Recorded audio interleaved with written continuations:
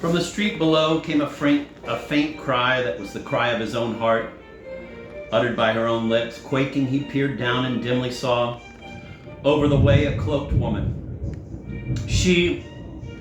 Yes, it was she herself, came gliding to the middle of the road, gazing up at him. At last, he heard her say.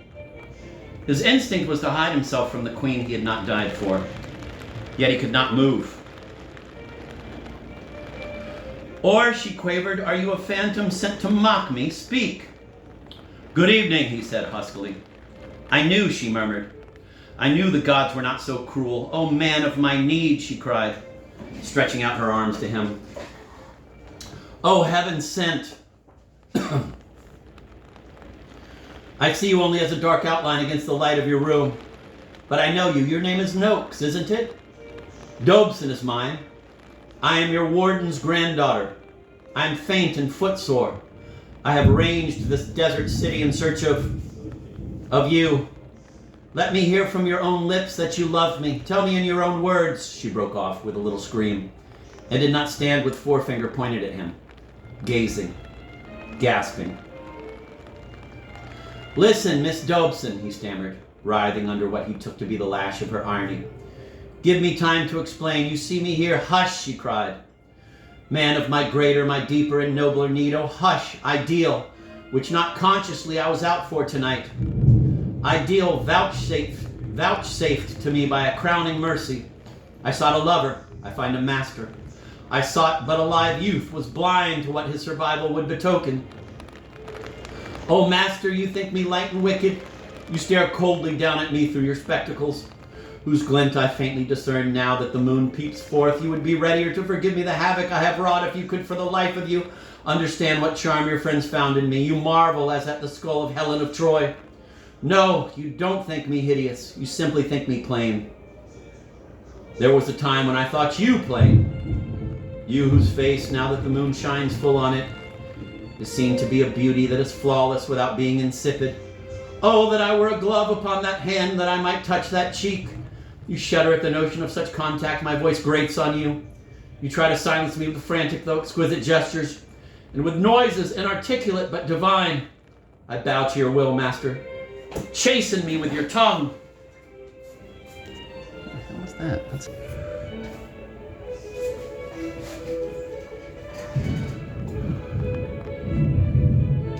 I am not what you think me, gibbered Noakes. I was not afraid to die for you. I love you. I was on my way to the river this afternoon, but I tripped and sprained my ankle and jarred my spine. They carried me back here. I'm still very weak. I can't put my foot to the ground.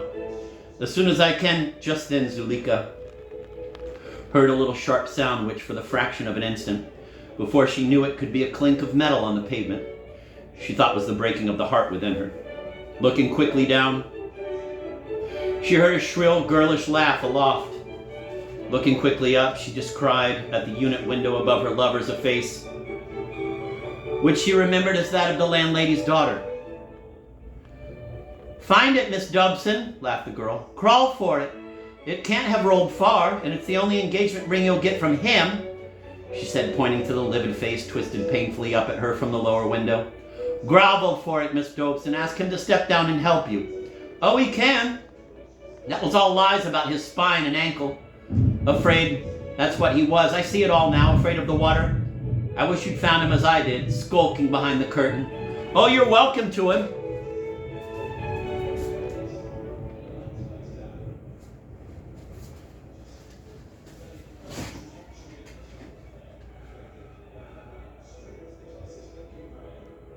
Don't listen, Noakes cried down. Don't listen to that person. I admit I have trifled with her affections. This is her revenge. These wicked untruths, these Zuleika silenced him with a gesture. Your tone to me, she said up to Katie, is not without offense, but the stamp of truth is on what you tell me. We have both been deceived in this man and are, in some sort, sisters. Sisters, cried Katie. Your sisters are the snake and the spider, though neither of them wishes it known. I loathe you, and the Duke loathed you too. What's that? Gasped Zuleika. Didn't he tell you? He told me. And I warrant he told you too. He died for love of me, do you hear? Ah, you'd like people to think so, wouldn't you? Does a man who loves a woman give away the keepsake she gave him? Look! Katie leaned forward, pointing to her earrings. He loved me, she cried. He put them in with his own hands, told me to wear them always, and he kissed me goodbye in the street, where everyone could see. He kissed me, she sobbed. No other man shall ever do that. Ah, that he did, said a voice level with Zuleika. It was the voice of Mrs. Batch, who a few moments ago had opened the door for her departing guests. Ah, that he did, echoed the guests.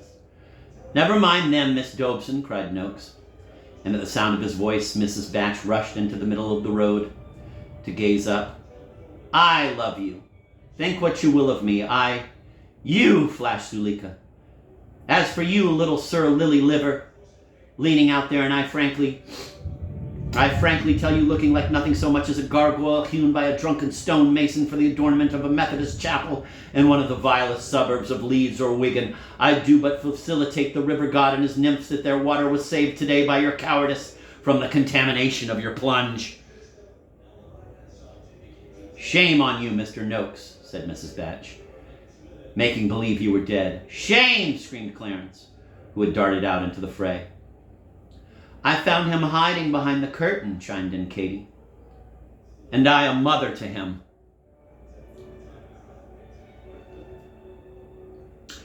And I a mother to him, said Mrs. Batch, shaking her fist. What is life without love?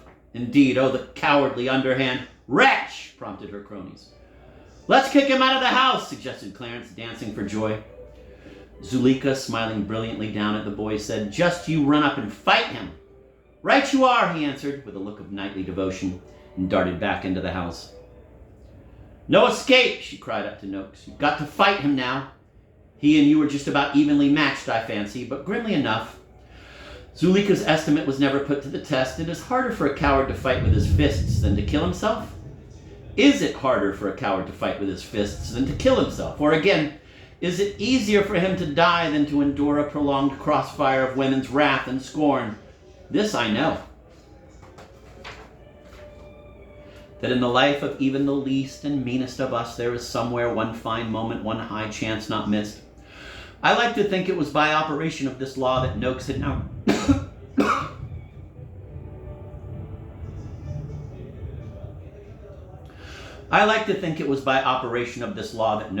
clambered out upon the windowsill, silencing, sickening, scattering like chaff the women beneath him. He was already not there when Clarence bounded into the room. Come on, yelled the boy, first thrusting his head behind the door, then diving beneath the table, then plucking aside either window curtain, vowing vengeance. Vengeance was not his. Down on the road without, not yet looked at but by the steadfast eyes of the emperors, the last of the undergraduates lay dead, and fleet-footed Zuleika, with her fingers still pressed to her ears, had taken full toll now.